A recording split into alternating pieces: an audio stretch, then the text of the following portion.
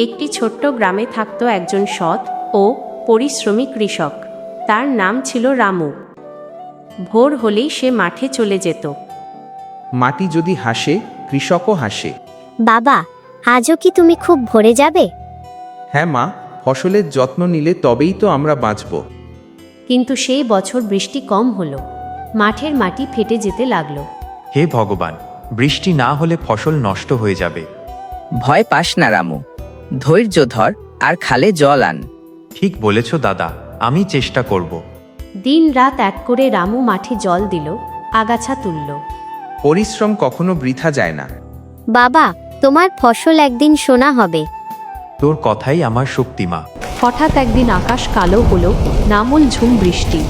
গ্রামের লোকজন, আহা, বৃষ্টি এসেছে, বৃষ্টি এসেছে, বৃষ্টি এসেছে। কয়েকদিন পর মাঠ ভরে উঠল সোনালি ফসলে। রোদে ঝলমল করা সেই ফসলের ঢেউ যেন দিগন্ত ছুঁয়ে গেল। আমার পরিশ্রম সফল হয়েছে। দেখেছো রামু, ধৈর্য আর পরিশ্রম মানুষকে জয় এনে দেয়। সবাই মিলে কাজ করলেই উন্নতি হয়। রামুর সোনালি ফসল শুধু তার ঘর নয়, পুরো গ্রামকে সুখ এনে দিল। বাবা, আমি বড় হয়ে তোমার মতো কৃষক হব। রামু কৃষক, আবেগে, এই কথাটাই আমার সবচেয়ে বড় পুরস্কার।